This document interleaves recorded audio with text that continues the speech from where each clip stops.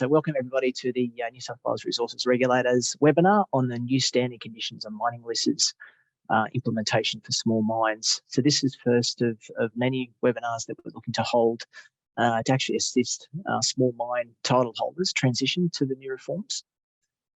Before we begin today, the Department of Regional New South Wales acknowledges that it stands on country which always was and always will be Aboriginal land. We acknowledge the traditional custodians of the land and waters, and we show our respect for elders past, present and emerging. We are committed to providing places in which Aboriginal people are included socially, culturally and economically through thoughtful and collaborative approaches to our work. So this is a Zoom session today. This will be recorded. Our idea following today is that we'll actually publish this on our website so that you can rewatch it or pass it on to those people who may have missed it. So during the session, attendees will be on mute. Participants may use the Q&A box to ask questions or give feedback. Simply click on the Q&A icon in the menu and type in your message. Q&A button is displayed there. During the question session, participants may raise their hand if they wish to speak. We will then ask you to unmute. Pop-up window will appear for you to accept, and you will be heard by all attendees. You will need to have your computer audio enabled to allow you to do this. To raise your hand, click the raise hand button from the menu at the bottom of the Zoom window. If you are dialing into the session, please use *9 to raise your hand or *6 to mute or unmute. Again, just a reminder that this session is being recorded. So today what we'd like to do is I'm going to provide a bit of an overview of the rehab reforms for small mines, why we're doing it, what's it all about, talk about the actual streamlined title instruments to align to the new Schedule 8A. So all small mine should actually have new title instruments now that were issued by my exploration Geoscience, the assessments and systems team were there. What it all means for small mines. We have Jen Richards, who's an inspector with us within our central compliance unit, who will be taking through a demonstration of some of the online forms that you'll be needing to use now.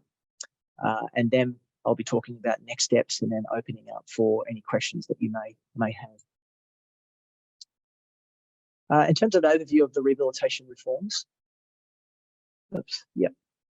the rehabilitation reforms, essentially we've developed that to be a risk-based process to regulate rehabilitation, really factoring the nature, scale and risks associated with the mine site. So Schedule 8A of the mining regulation came into effect June 2021.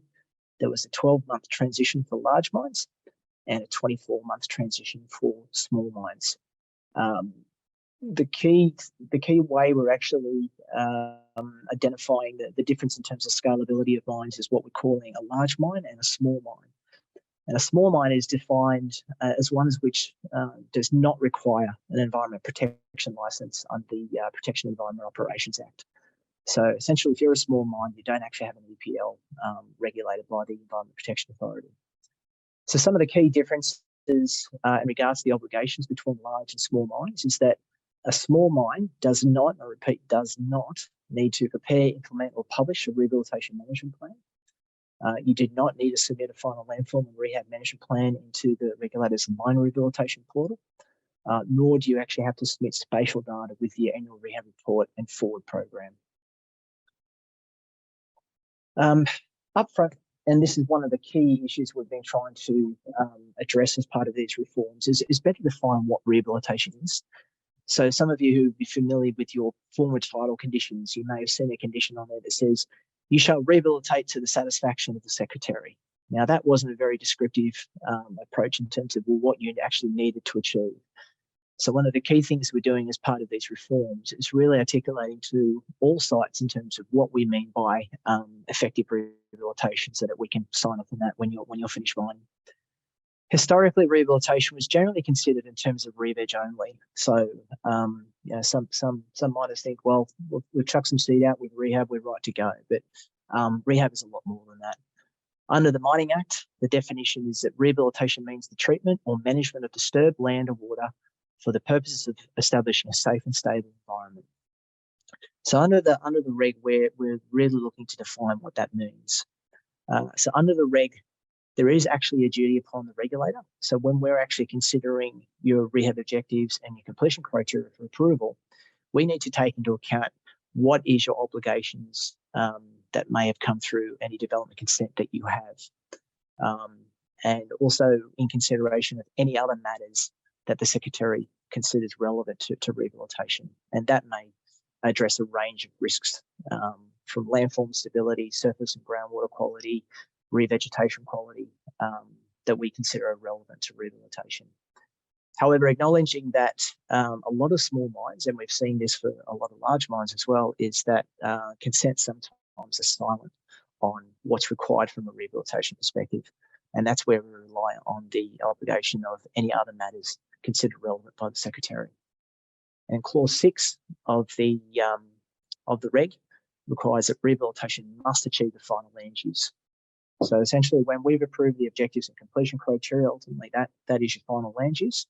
And the new regulation now requires that you must achieve that final land use at some point in time as part of your operation. Our approach to regulating rehab, it's not just about the end of mine. We're taking more of a whole of life, mine life approach now. So in the mine planning phase, so if you're going through a new development application with council, for example, we actually provide advice to council based on your application as to what you're proposing. Is that actually going to achieve sustainable rehab outcomes? And we also provide advice to make sure that the right set of conditions are actually applied to that development consent, so that's consistent with what we're trying to do under the mining lease. And then through all the phases of rehabilitation, our target assessment programs, our plan inspection programs are really aimed at making sure all of the nuts and bolts of what makes up rehabilitation are effectively implemented for each of the phases of rehab. So from pre-clearance, we're looking at how sites are managing biological resources, for example, and that might be topsoil. How are you salvaging that as part of your clearing activities to utilise that as part of rehab? Through your active mining phase, how you're, for example, constructing your waste rock and placement areas, so that's going to be stable in the long term. Throughout your decommissioning phase, your landform establishment phase, growth menu development, which is how you prepare your soils to be able to sustain whatever the outcome is, be it a native outcome or an agricultural outcome, for example. Through ecosystem and land use establishment, which is essentially the seeding or planting phase.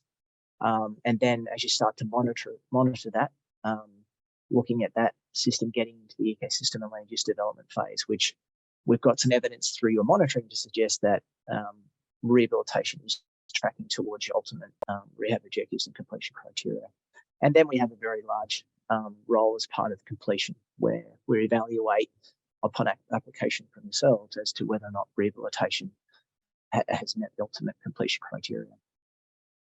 And we're looking where there's opportunities to progressively do that through your operations as well, if that can be achieved on the site. So we're taking now more of a proactive risk-based approach to regulation. So you would be very familiar with the old mining operations plan process. Essentially, that was born out of a title condition, and essentially what that title condition said that you cannot operate unless you've actually got a mining operations plan approved by the regulator. And in that mining operations plan, that was very prescriptive, because that actually included all of the methodologies in terms of how you were actually going to achieve rehabilitation as well. So oftentimes we found that was stifling innovation, because to be able to change what you do on site from a rehab perspective, technically that required a modification of the mining operations plan. And oftentimes that really bogged us down at the desk, rather than allow us to be out in the field and actually evaluating in terms of how rehab's actually operating on the ground. So given the fact that was very prescriptive, we've actually, that mining operations plan condition has now been removed from your titles. So ultimately that led to inefficient use of our resources. So what the new standard conditions do, they've been designed to significantly increase our ratio of proactive versus reactive regulatory activities. And that means great emphasis on our plan inspection programs, our target assessment programs, and compliance audit programs. Ultimately, what we're trying to do as part of those programs is, a big part of it is education to industry. So education to industry on what their requirements are, but also enabling them, giving examples on what they could do on site to achieve their rehabilitation. But then, as per our compliance and enforcement pyramid, really looking at that base part of the pyramid, which is enabling compliance, but then if needs to, heading up the compliance and enforcement pyramid to deal with non-compliances. But our best bang for buck is really focusing on enabling industry to achieve their rehabilitation obligations. And I'll give you some reference materials at the end of this presentation, but our focus areas we publish as part of our 6-monthly compliance priorities document. So have a look at our website, and that gives you a bit of a feel for what we're doing for every 6 months. This next 6 months is really focused on the enabling process for small mines to be able to transition to these new requirements.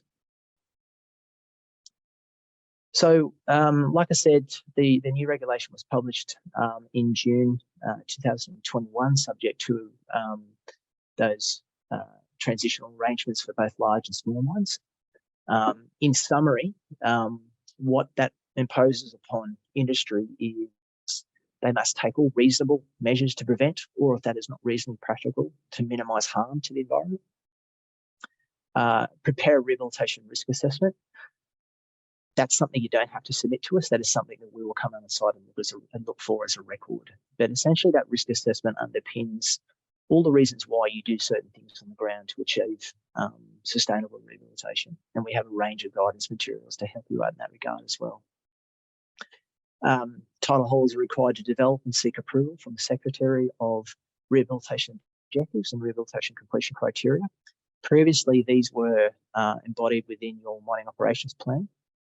This is the only thing that we're approving going forward, is your rehab objectives and rehab completion criteria, essentially setting the benchmark of what is successful rehabilitation.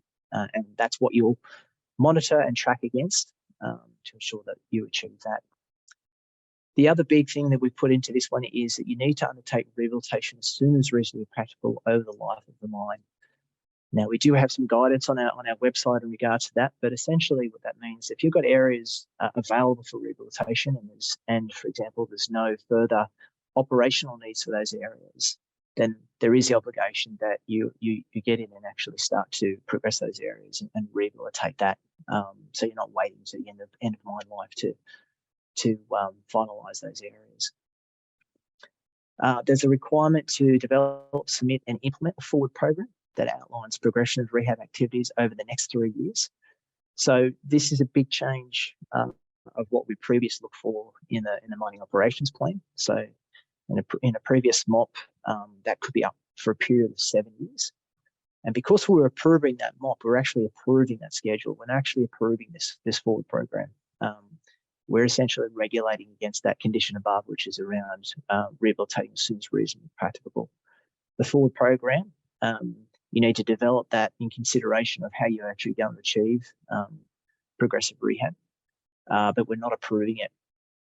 And the reason we're not approving it is, and one of the things that we used to find with the mining operations plan is that some mines, year 1 or 2 into their mining operations plan, for a variety of valid reasons, they were either falling behind on rehab because of operational issues.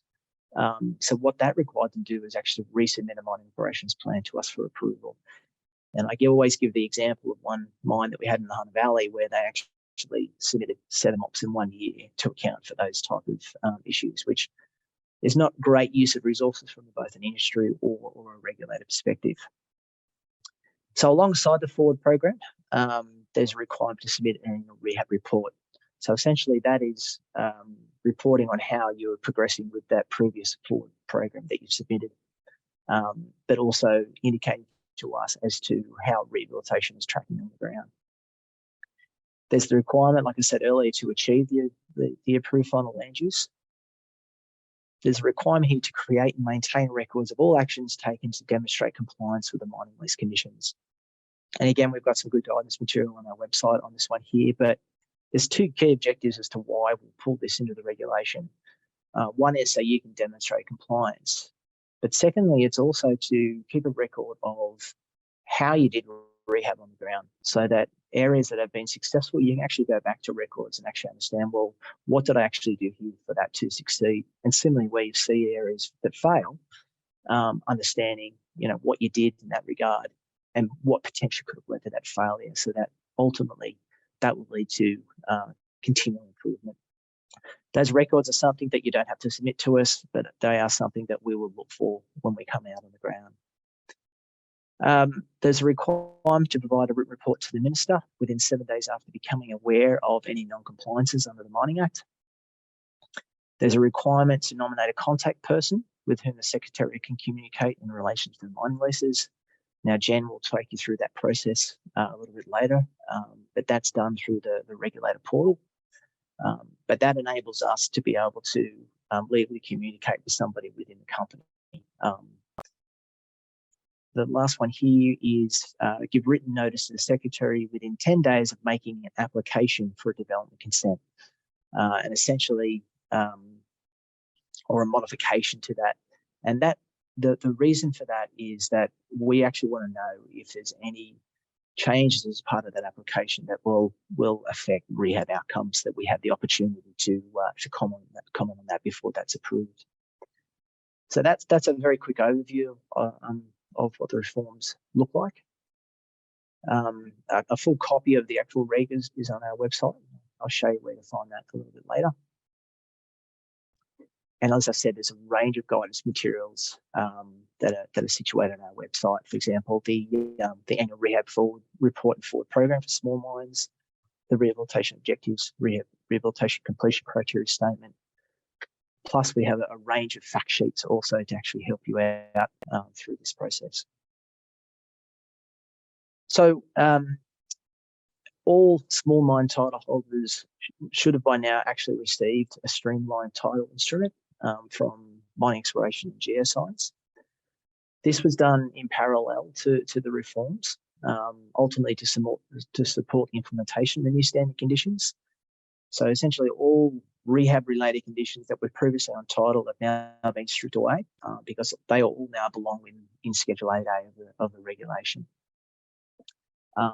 So essentially, the whole idea of this streamlining process was making sure we've got consistency across all mining leases, that obligations are clear, concise, and transparent, they're legally sound and enforceable. As a lot of people would know, there was a range of different type of conditions across all mining leases, and we really utilised this process to make it a lot more contemporary and fit for purpose. So what that now looks like is that for general titles, there's 4 general conditions on ancillary mining activities, MLs for ancillary mining activities, there's 3. And for some mines, they may actually have some special conditions that have been applied. And all that was worked out as part of the streamlining process that Meg was in consultation with the title holder. So essentially those conditions that remain on title, and these are not new conditions, these were existing, but these are what remain. So there's the notice to landholders condition. There's the security. So this is where security is, the obligation for security is applied and adjusted from time to time. There's the cooperation agreement, and there's the accessible prospecting operations. Now, this may not be relevant for a whole lot of small mines, but the regulator, in terms of exploration, we approve that as accessible prospecting operations under the Mining Act. Now, there are cases on mining leases where potentially, whilst exploration is ancillary to mining, the potential impacts associated with exploration on a mining lease may not actually have been considered as part of a development consent process. So where that previously occurred, we would assess those activities through a Part 5 assessment associated with the requirement to approve a mining operations plan. So because we had that approval function with the mining operations plan, that's where we could do our Part 5 assessment and allow those activities to proceed. Because that mining operations plan condition has now been removed, this new condition has now been applied to all titles to give that flexibility that where your current development consent doesn't anticipate or doesn't allow for exploration activities, there is an approval pathway that you can come through the regulator to allow for accessible prospecting operations to be carried out. And examples of special conditions, and again, there may not be too many examples for small mines, but there may be special conditions associated with ancillary mining activities, or petroleum, dam safety, details of lands and purposes for those lands, reserves that may be appropriate, that may be relevant to the mining lease, or native title benefiting Aboriginal people. So a range of special conditions that potentially could apply. So what does all this mean for small mines right now? So as of the 2nd of July this year, there is no longer a requirement to submit or comply with the mining operations plan. So the mining operations plan that you've got in place at the moment, there's no legal obligation anymore to actually comply or have a mining operations plan in place, nor is there a requirement to submit an annual environmental management report. These are all being replaced by the new conditions as part of the regulation. As I said earlier, these requirements were previously imposed by a condition of title, which have been removed and now cease to have effect. So the new annual rehab report, which replaces the annual environmental management report, and I'll talk to this a little bit more later, but that will not be required to be submitted until 60 days after the leaseholder's grant anniversary date that occurs after the 1st of March 2024. So what that means for a lot of sites is we will not see an annual report for this year. We'll only start to see them trickling in as of next year, because the first part of what we require before the 1st of March next year will be the submission of the first forward program. So up until March 2024, the Resources Regulator will be undertaking an enabling approach to assist small mines understand and comply with their new obligations. So what does that mean?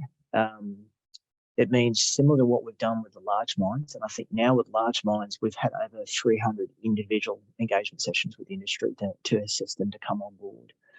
So we'll be holding a series of industry webinars to brief leaseholders on the new requirements. So this is the first one today. We're looking to actually have some more in November this year to actually do some more training on the new online forms we're developing to assist with this process. We're looking to involve selected small mines in industry and some potential consultants for testing of some of our new online forms that are required to be completed by leaseholders.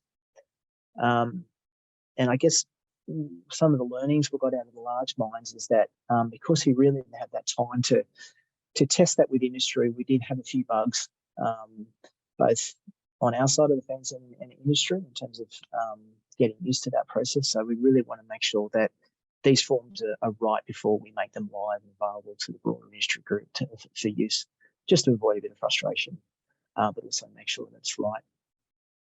And what we'll also be doing, subject to you reaching out to us, is actually conducting one-on-one engagement sessions, and generally we do this by video conference. And essentially the floor is yours, where you can come to us with any issues that you may have or questions that you have or issues requiring further clarification. And again, as I said, I think we're up to about 300 sessions now that we've had with the large mine. So, and that's been a big process, but I think we've really kind of got everybody on the same page in terms of what rehabilitation means. So it's something we welcome you to reach out and have a chat to us about. I'm just going to look at the chat here for a second. Hi, if the MOP expires between now and March, are there any interim arrangements, or do the new conditions need to be complied with prior to the MOP? So essentially, because the MOP doesn't matter if the MOP expires, there's no more obligation to actually require a mining operations plan. And as I'll take you through now in terms of, I'll take you through in terms of what you need to do to comply now, and what you'll need to do in the lead up to March to comply from then. So there's no compliance issues if your MOP expires.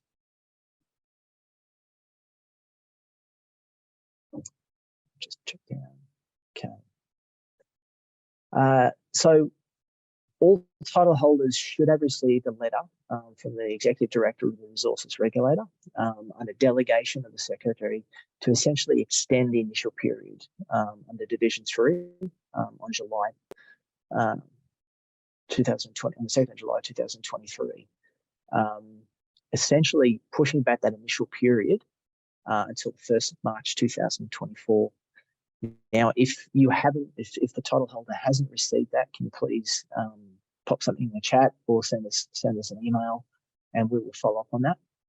But essentially, what that means is that the following documents and notifications need to be submitted prior to the 1st of March, as opposed to the original initial period, which was the 1st of August this year.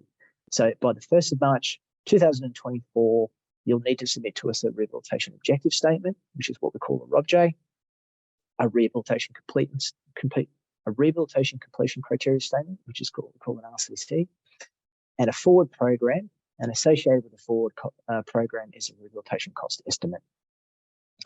I was asked this question the other day. There was a little bit of concern. Well, by pushing back this initial period, does that stop me from mining? And the answer is no. Previously, with the mining operations plan, you actually had to have an approved MOP to allow you to mine. We've actually divorced that requirement from here. So you've got development consent for an operation, or you might have continuing use rights. That's your right to continue mining. So the delay in this initial period does not restrict you mining on the ground. So these submissions, they will be via online forms on the Resources Regulator portal. That's what we're currently finalising at the moment to make sure that those forms are correct and work the way we want them to work. Building on some of the lessons that we had for the large mines, we're looking to provide some more options for adopting some of our standard rehab objectives and completion criteria there. And I guess you can start preparing for this by actually having a look at our form and way documents on our website. Now, if you just cross your fingers for a second, I am going to try to see if this website works. I'll pull that across into there. So, Meg, can you see the regulator's website here? Yep, sure can. Yep. No, all good. Okay, so this is our website page on the new standard conditions on mining leases. I might just go back to the home page for the Resources Regulator. So this is when you first come to the Resources Regulator. This is our home page. If you look under rehabilitation, click on mine rehabilitation underneath that. And then down the side here, we've got new standard conditions and mining leases. So this has all the information on the new reforms here. So an overview in terms of what the new regulations are, what the new mining lease conditions are. This is where you can actually find a link to the actual regulation itself. And these are what we call the form and way documents. So under the regulation, there's a requirement there that documents must be prepared and submitted in accordance with the form and way. So the form is actually how you prepare it, and the way is in terms of how you submit it. So here, in terms of relevance to small mines, you have a form and way for the annual rehab report and forward program, and you have a form and way for rehab objectives and completion criteria. Now, these essentially are now being built as online forms. So if you submit that, so the mandatory requirement will be to actually submit it via online forms. And if you submit for that, you will comply with that form and way. Essentially why these are on here at the moment is that this gives you a bit of an understanding about the type of information that you'll need to prepare. So if I just click on this one here, this is the annual rehab report for forward program for small mines. This is the range of information that you need to comply. So the applicant details, the mine details, and the beauty of the online forms is that rather than continue to update this from year out, these, after you've submitted your first ones, will start to automatically populate. And it's when you submit your subsequent one, it's just a matter of checking those details are still correct. I'm just going to quickly flick through this. You're welcome to have a bit more of this in your time, and we'll have some more training on this in our November webinars.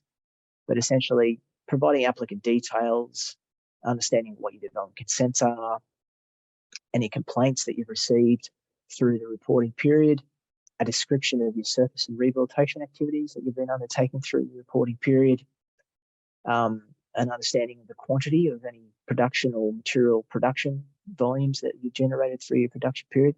That just gives us an understanding of whether rehabilitation work should have taken place. So if you've got naught in here, that would give us an indication that ultimately there potentially is no rehab to be undertaken. Some more guidance on that. And essentially, again, similar to what you have to do as part of the annual reports now, but it's just an understanding of the area of hectares in terms of where rehabilitation is up to. And there's a whole description in terms of what we mean by each of those areas. That's all you have to do as part of the annual rehab report. And then a similar, because these are two obligations under the regulation, they are actually two separate applications. Again, it's just the applicant details, and again, it'll be more burdens up front when you do this initially, but going forward, once they're in there, they will stay there. It's just for you to check on year out. And it's just an understanding and a description of what you're looking to do from disturbance activities over the next 3 years. Similarly with your forecast materials, and then any understanding on rehabilitation works that will be undertaken over that next 3-year period as well.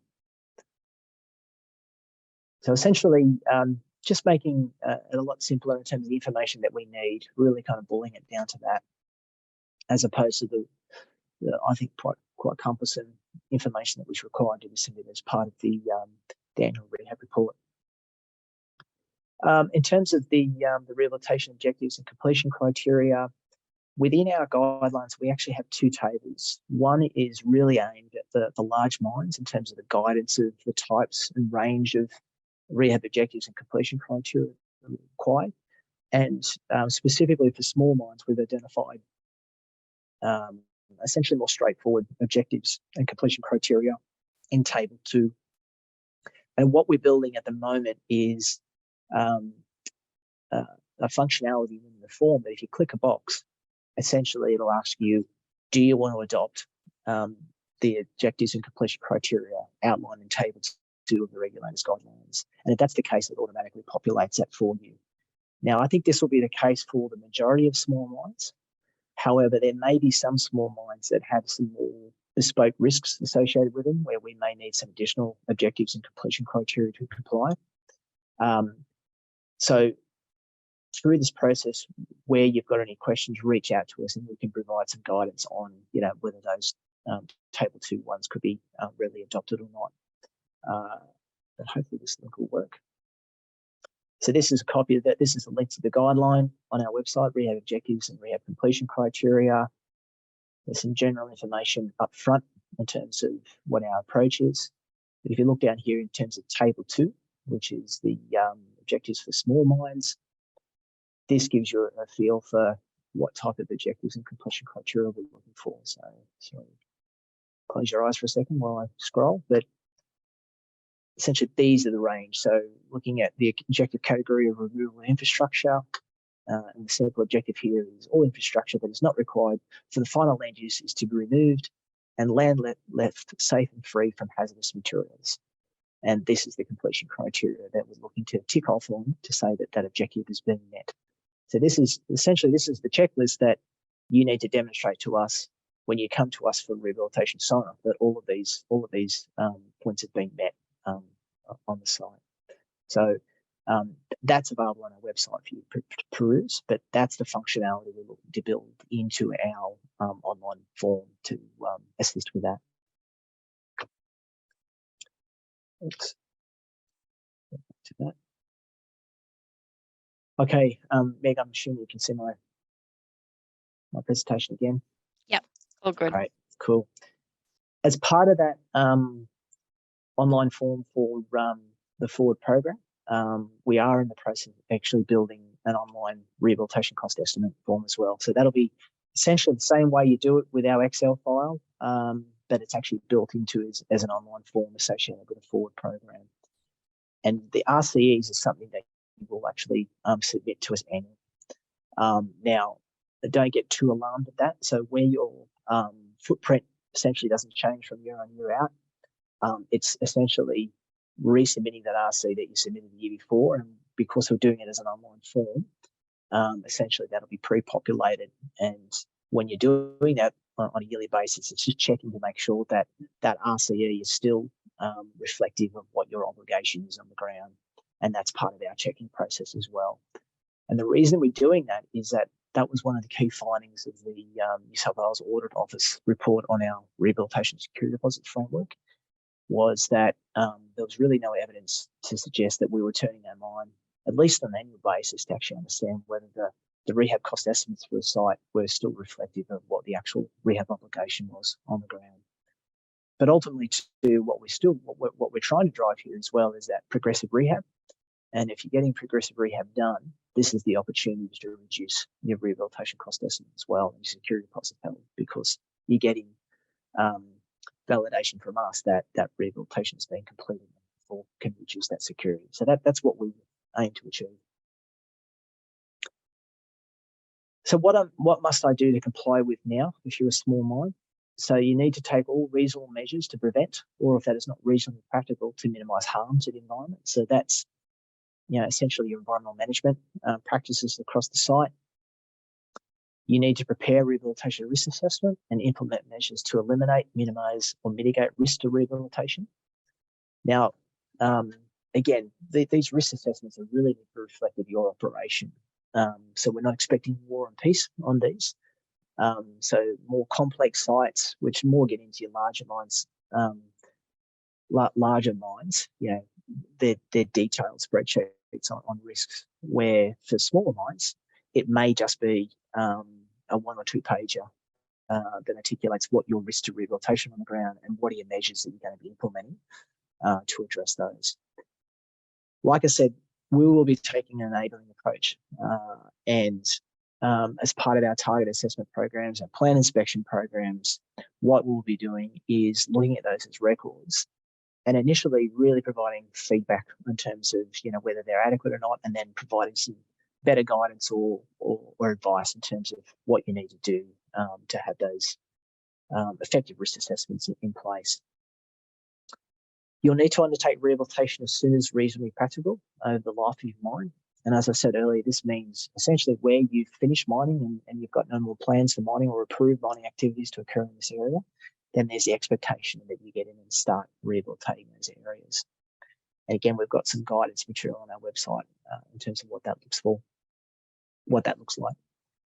And then there's the requirement to create and maintain records of all actions taken to demonstrate compliance with the mining lease conditions.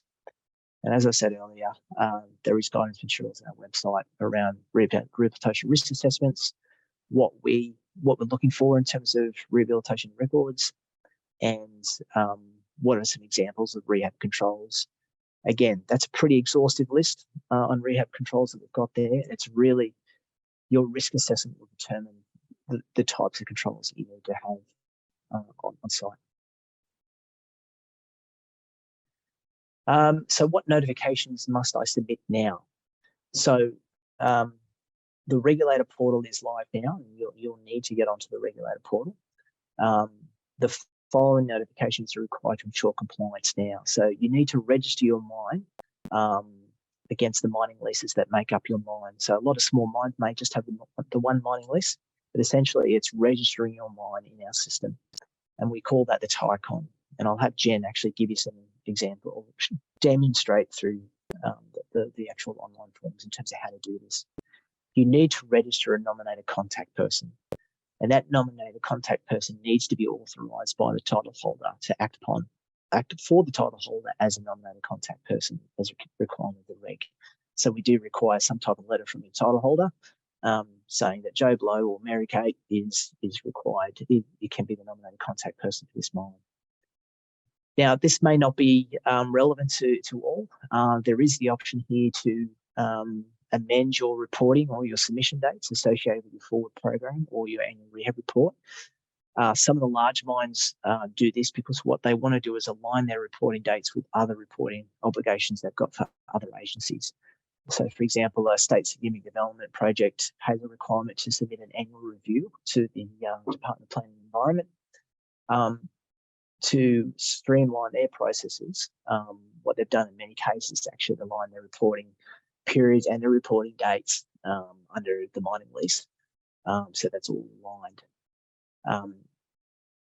The default here is that your grant anniversary date essentially nominates the end of your reporting period, and your reporting date is 60 days after that reporting period.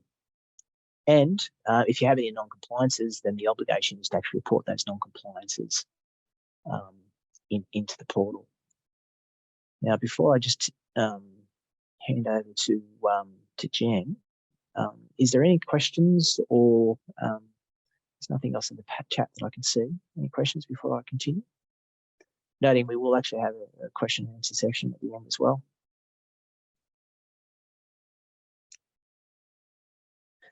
Okay, not that I can see at the moment. So I'm going to stop sharing my screen, Jen. Righto. And I'll let you demonstrate the portal.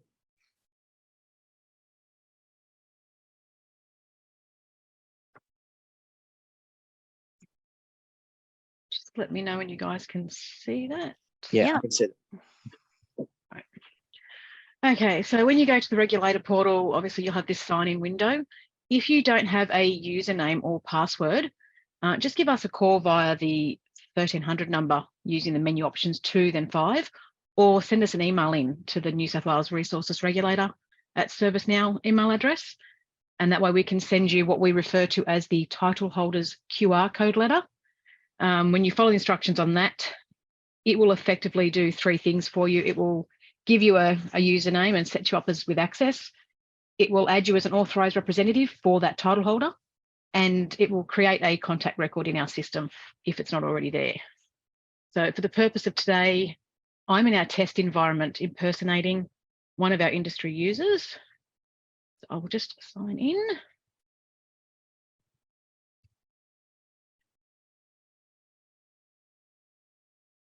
So this is what you'll see when you sign in. For the purpose of all of the Mining Act forms, you'll need this sub portal. So we'll just go in there. And this is where it'll land you. Up here, we'll just click on here to go to mining. At a first glance, you should see any recent items that have been utilised for your title holders that you're authorised for. Any drafts you have will be there as well. And over here, there is an option to withdraw drafts. So they'll come up there when you've actually had them withdrawn successfully. So we'll just go here. Wait for the system to catch up.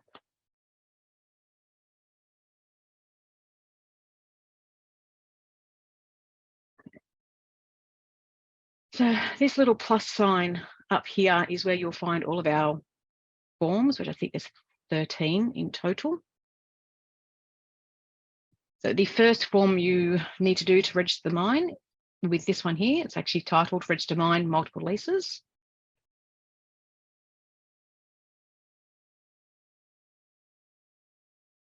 Fairly straightforward. You'll need to select your title holder that you wish to register the mine for. Now, if it's the case of a mine that has titles of multiple title holders, you only need to select one applicant. Down the bottom, it'll actually show other title holders.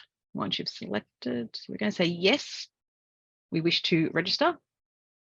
Strongly encourage you read all of the guidance material that's provided in the main part of the form and anything on the right-hand side. In this, didn't select.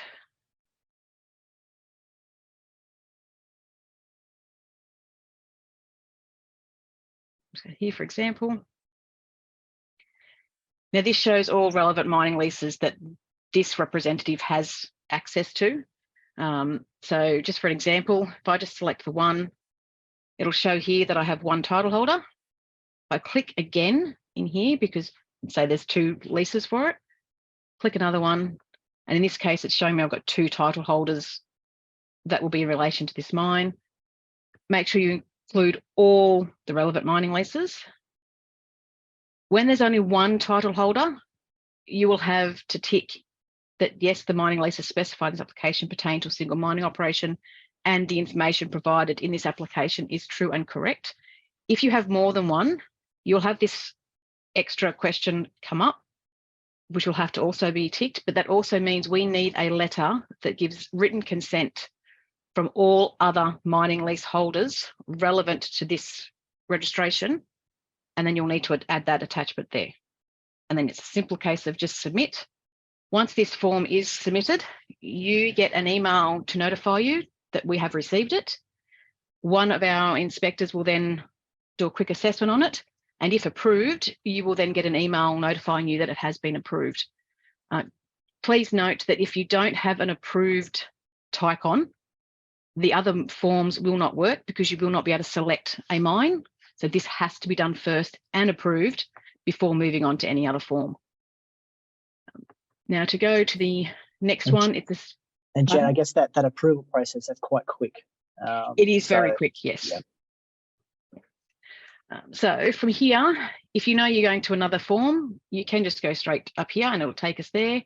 The other option is to go up here and that'll take you back to that main title holders page where again, you just click on the word mining and go from that way. But for today, we'll just click here because it's quicker and easier, less steps. So the next one we need you to do is the nominate a contact person. All these forms are in alphabetical order, so it makes it a little bit easier if you're aware of that. You just go here to nominate your contact person. Again, please read through all the information and guidance notes that are provided. And again, you're choosing an applicant. And I've deliberately chosen one today where I knew there was a mine that had a TICON approved. We'll need first name, last name, and an email address first. The system then does a quick check to see if we have that contact in our system already based on the last name and the email address. If it determines, yes, we've already got them as a contact, it'll pre-populate particular details from our system. And then any that are not filled, you'll just have to fill in. Red stars are mandatory. It will not let you submit unless all mandatory fields are completed. For the purpose of your first nominated contact person, you'll need it to be a permanent one with a start date. For the permanent, an end date is not required. That comes into effect if it was to be a temporary individual. In this case, we want permanent. We also need written consent from all relevant title holders that they are willing to have this individual as a nominated contact person for this mine site. That written consent needs to be attached using this button. The other attachment box there is just in case you have additional files that need adding, but the written consent, please use this one. Again, it's just then submit. Here where it says required information, as it did on the TICON, it's just giving me the heads up that I haven't completed these mandatory fields. Once it's submitted, you will get an acknowledgement email to let you know that we've received that and that it's in our system ready to go. There's no approval request, no approval required. It's just a simple notification on our end. So Jen, some of the issues that we're seeing with large mines, particularly where they've elected to have, for example, a consultant as the nominated contact person, they've usually entered that as a temporary. Okay. And where they've done that, and we're starting to see that, they may have only done that for 12 months. So those consultants are contacting us now and saying, oh, listen, I can't get into the system. And the reason for that is because their nominated contact person has expired. So it's a matter of just reapplying to actually extend that date, again, with that notification from the title holder that they can be the nominated contact person. Yeah, that will probably be more aligned for access to the system to their authorised representative status, which they'll fill out with that QR code letter. I'm not sure how it links in with the NCP, but it potentially does. Yeah, there's a couple of NCPs with consultants out there as well. So just keep that in mind in terms of the expiry date issue. Not a problem. So yes, once you've got that in and submitted, I'll go back here. Now, should you wish to change reporting dates and their due dates, and it'll be a permanent change to the due date, not as a one-off, you will need the amend reporting / submission dates and extension request form.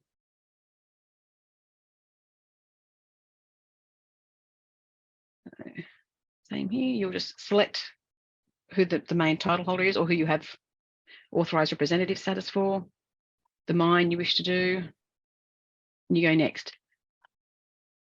These are generally populated or pre-populated from information we have on our system.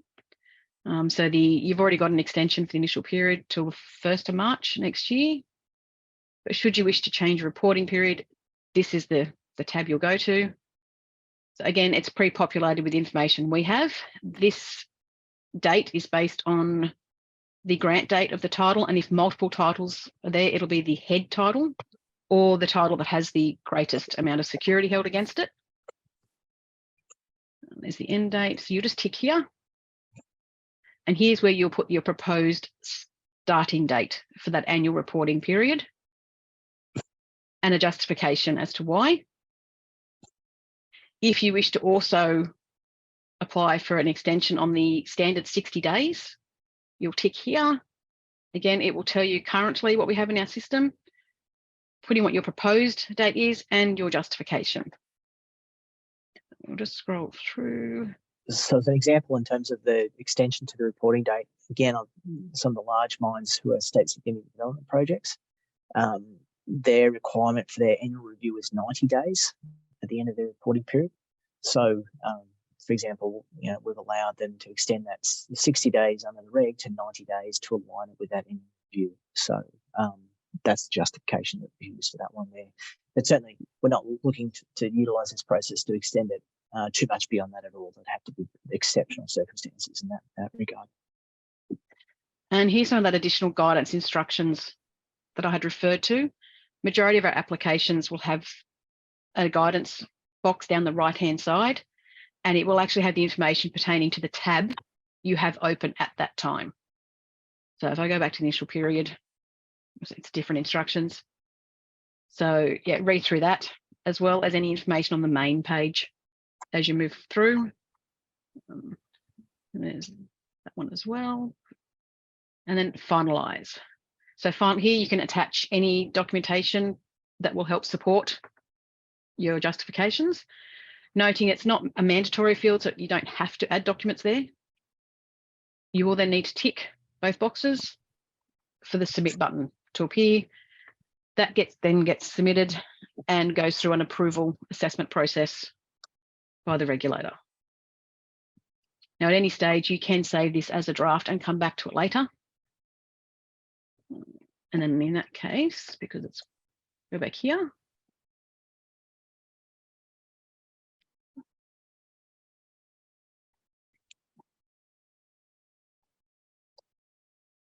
I always find it easier to go back into here because it's easier to find your drafts, because you'll only ever see the 5 most recent ones there. So this was an ARD form. So it comes up here under draft application senior ARD, and it would show up here. You would simply, if you'd saved it and wanted to go back to finish it, you would then just go back here, click on this ARD number, and it will take you back to the ARD form for you to finish and then submit. And the last one, if you need to report a non-compliance, the form is just in here, non-compliance report.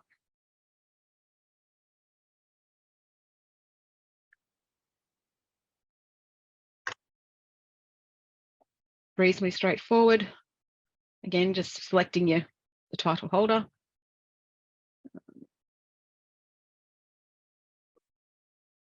And just completing all mandatory fields.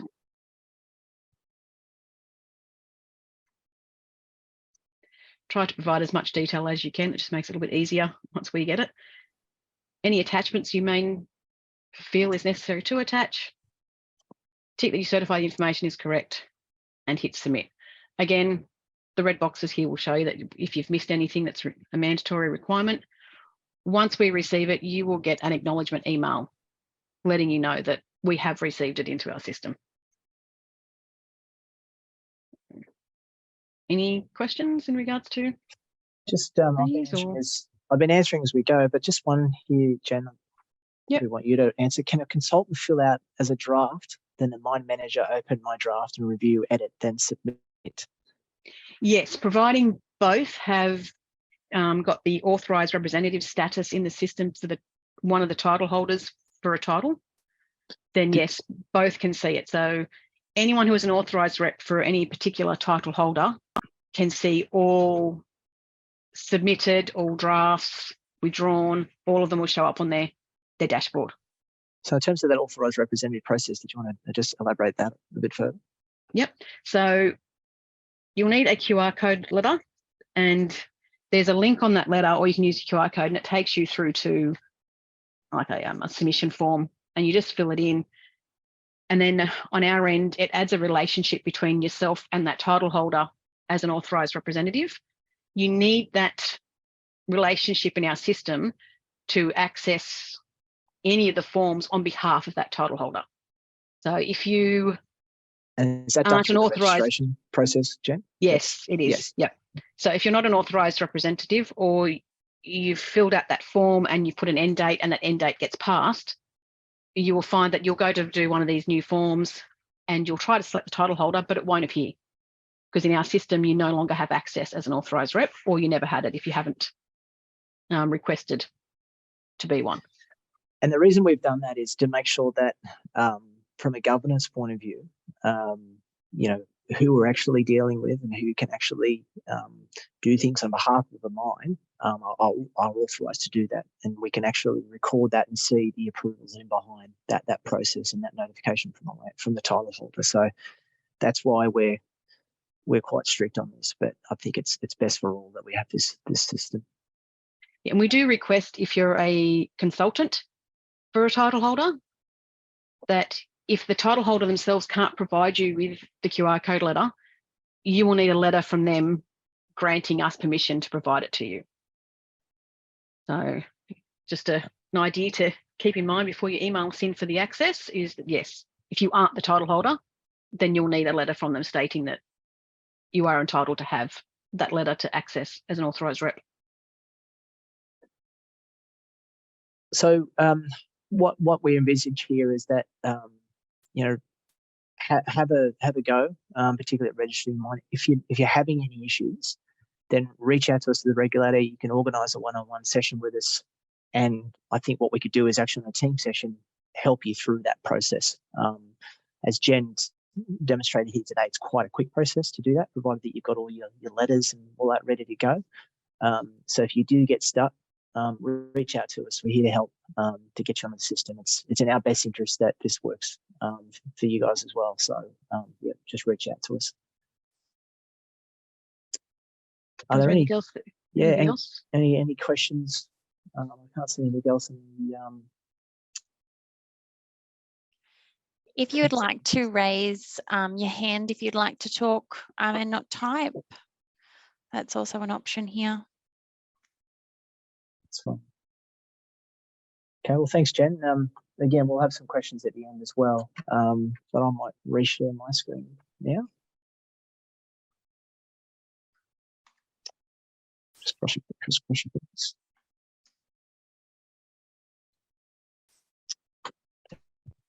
Meg, I've got that on screen now. Yep, sure do. Excellent. So Jen's just taking us through the regulator portal. So what are the next steps? Again, just reiterate this, that leaseholders to register their mine and submit required notifications on the regulator portal. So where leaseholders need assistance, reach out to the regulator on this number here, 1300 814 609. Option 5, so you have to wade through the options, but option 5, or email us at New South Wales Resources Regulator at servicenow.com. Some small mine title holders may be used to liaising directly with our inspectors, encouraging you to utilise this instead. This way, this goes into our central coordination unit, and all of this gets triaged and will get acted upon. We don't want to run the risk of that potential inspector being on leave, for example, and you don't get that answered. This will be answered quite quickly, so please utilise that. We're so the Resources Regulator, we're looking to do some industry testing. So if anybody's interested in doing that, please send us an email. We've got a couple of volunteers that I've kind of forced to volunteer to have a bit of a go at that. But I think that will actually provide some value to make sure that these forms that we're developing are fit for purpose and easy to use. That is certainly the intent.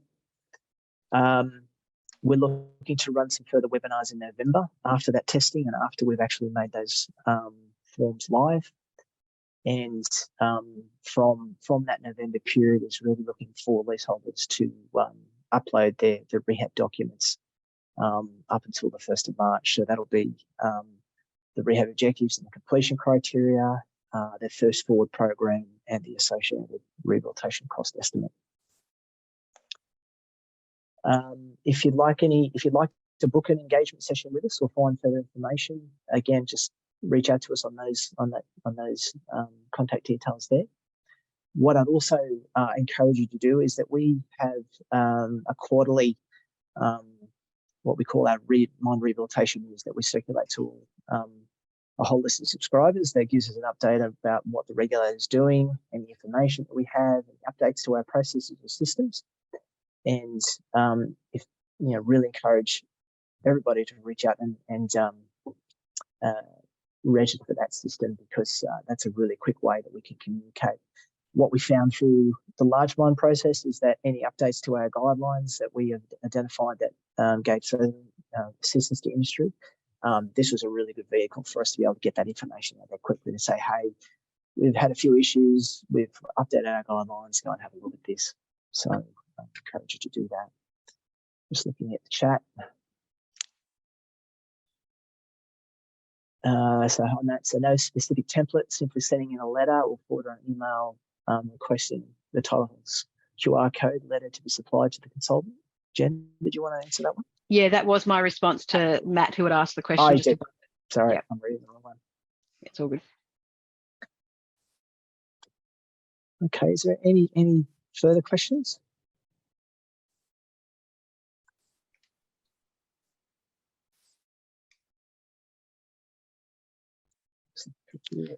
Okay, so do annual rehab reports and forward programs need to be published on small mine operators' website if the operator has a website? Otherwise, yes, correct. So if you've got a website, the obligation is there to publish it. But if you don't have a website, then if you look at the reg, there's the obligation to supply that to who's requested that within 14 days of that request.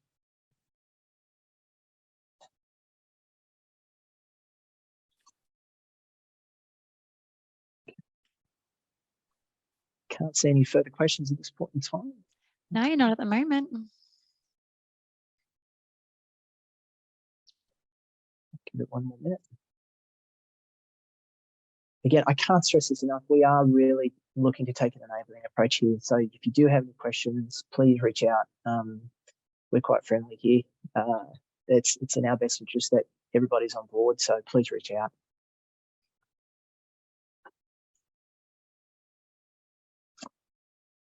I can't see any further questions at this point in time. So I might call that a wrap there. So really appreciate everybody's time today.